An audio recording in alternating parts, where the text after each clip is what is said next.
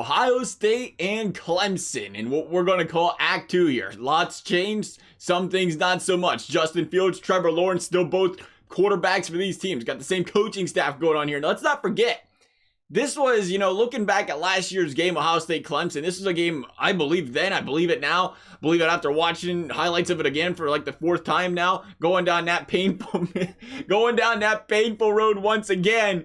Clemson didn't beat Ohio State in that game. Ohio State beat Ohio State. The drop touchdown passes by Dobbins. You had the targeting on Shaun Wade. You had there's a roughing the kicker or roughing the punter in there as well, extending drives. Not to mention the ever so controversial, not even controversial. It should have been a fumble. I don't know how it's not a fumble now. I didn't know it wasn't a fumble then, but it should have been a fumble. Should have been a return touchdown for Ohio State in that game. They didn't call it.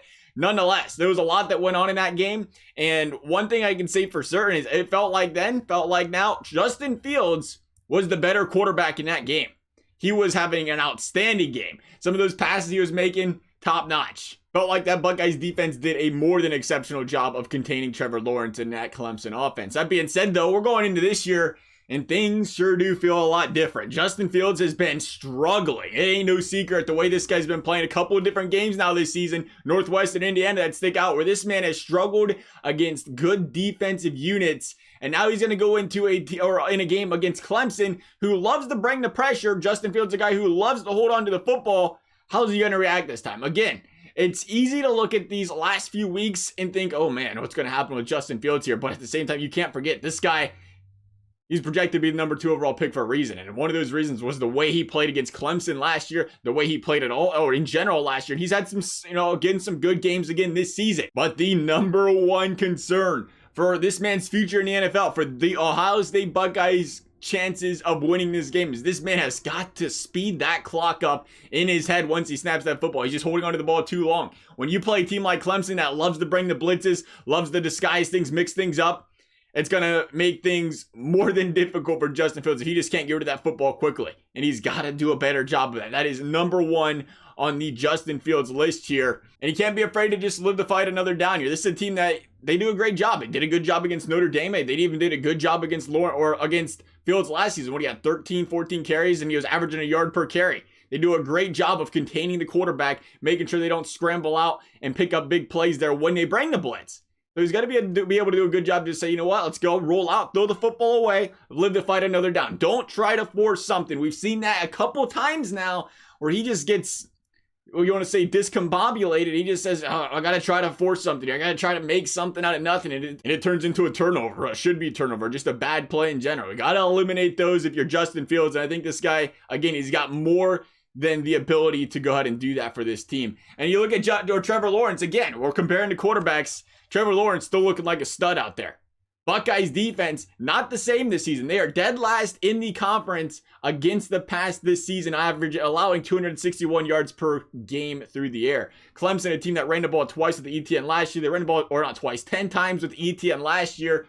10 times against Notre Dame last week. You best believe a guy like Dabo Swinney goes out there and game plans, notices, you got a stud like Trevor Lawrence back there, and you got an Ohio State defense that is susceptible to the big plays. You best believe they're going to be drawing up a lot of them this game. They're going to be airing the heck out of that football, and that's what this Buckeyes defense has to do. Number 1 priority is try to eliminate the big plays against this Clemson offense, because that's what's going to kill them here. If there's anything that's going to slow down this Buckeyes defense, who's done a very good job of playing the bend but don't break defense, both these defenses for that matter, it's the big plays that's been killing them this season. And I tell you what I want to see, though, the most out of this team, and I want to see it early and often. Let's not be waiting on this one, and that is Trey Sermon, and some more Trey Sermon. Don't be sitting here waiting. You cannot afford to wait until halfway through the third quarter to say, you know what, we're just going to hand the ball off every time because of how well it's working. Get that run game established early. This is a team last year, Clemson, when you play aggressive like they do, they're going to give up the chunk plays. You've seen him give up a couple chunk plays against Notre Dame, who's not near the run team as Ohio State is, or capable of nailing off those big runs as Ohio State is. This is a team that last season, J.K. Dobbins, if you remember, the reason Ohio State jumped into this big lead in the first place, again, Justin Fields had a good game.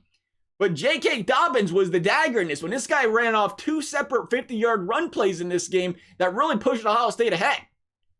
And again, Sermon's got all the capabilities in the world of doing that again for this Ohio State team this season. Again, I know, different year. End of the day, though, like we said, same coaching staff. You're going to bring in a lot of the same players. You're going to scheme it up a lot the same. And we've seen it already. Clemson will allow those big plays on the ground. Let them give them to you.